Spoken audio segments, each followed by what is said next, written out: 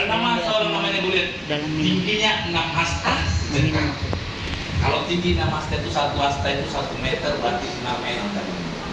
6 meter semana itu.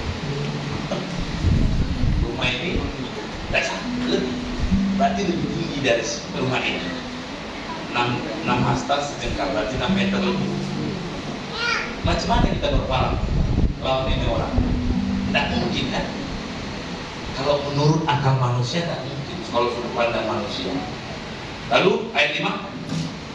Ayat 5. Ketopong tembaga ada di kepalanya dan ia memakai baju jira yang bersisik. Berat baju jira itu ini 5.000 sikal tembaga. Ia memakai penutup kaki dari tembaga dan bahunya ia memanggul lembing tembaga. Bayangkan Bapak Ibu, kuda orangnya tinggi, raksasa, lengkap lagi senjatanya. Betul ya? Kadang-kadang kan kita menghadapi musuh kan, kuda laku cuma kecil Tuhan. Nggak ada deki, nggak ada masalah, nggak ada kekuatan.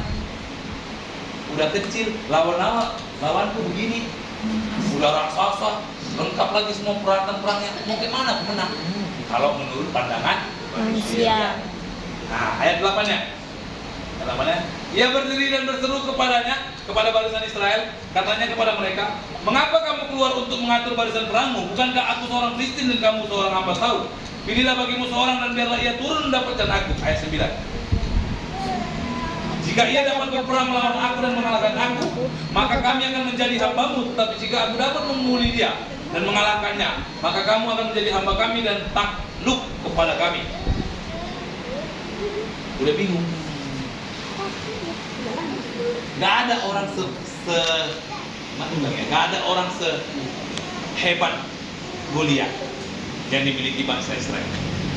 Lalu Saul bilang sama teman-temannya semua, oh enggak mungkin. Enggak mungkin itu bisa terjadi. Ini yang sering kali kita bisa berkata, masalah besar, enggak mungkin. Makanya waktu diajak ibadah kan, ibadah yuk, masalahku banyak kali. Padahal kekuatan kita di mana Bapak Ibu? Dalam ibadah. Coba kita diajak ibadah. Woi, ada ibadah kita hari ini. Oh, nanti dulu lah yang masalahku banyak kali. Lalu siapa yang mau menolong kita? Kadang-kadang kan kita dibodoh-bodohi setan. Betul ya? Kan? Saya sering kali ngalamin. Oh, nanti dulu lah Pak. Aduh, banyak kali yang mau masalahku mau urus lah Pak. Lalu mau sama siapa kita mengadu masalah itu? Mau sama siapa? Kalau nggak kepada Tuhan. Jadi apa yang harus kita lakukan? Ya kita cari Tuhan. Ini yang sering kali kita bilang, aduh nanti dulu, masalahku banyak, masalahku nggak mungkin aku ibadah nanti dulu lah, nanti dulu. Tuhan tolong kita ini. Tuhan tolong. Lanjut ayat ke-42. Ketika orang Filistin itu menunjukkan pandangnya ke arah Daud serta melihat dia, dinanya Daud itu karena ia masih muda, kemerah-merah dan elok parasnya. Nah, kadang-kadang orang bilang kita kan kecil, aduh Daud ini kecil. Kadang-kadang kita bilang orang, kecil Daud. Kadang-kadang kita dihina orang, dibilang kita nggak mampu. Nggak apa-apa Bapak Ibu, jangan marah. Memang itulah adanya manusia. Dikatakan ayat 43-nya, orang Filistin itu berkata kepada Daud, anjingkah aku? Maka engkau mendatangi aku dengan tongkat. Lalu demi para ilahnya orang Filistin itu mengutuki Daud. Ayat 45. Tetapi Daud berkata kepada orang, ayat 44.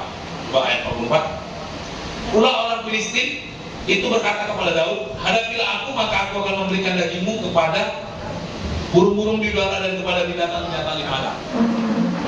Kita belajar dari kisah Goliat ini Bapak Ibu. Apa yang membuat Goliat itu kalah? Yang pertama itu, selain Goliat itu, Daud itu mengandalkan Tuhan. Tapi apa? Pribadi apa yang dari Goliat? Kenapa Goliat bisa kalah? Karena kalau dari akal pikir manusia tidak mungkin. Tidak akan mungkin manusia bisa mengalahkan Goliat. Daud nggak akan mungkin mengalahkan Goliat. Apa yang membuatnya? Tahu Bapak Ibu apa?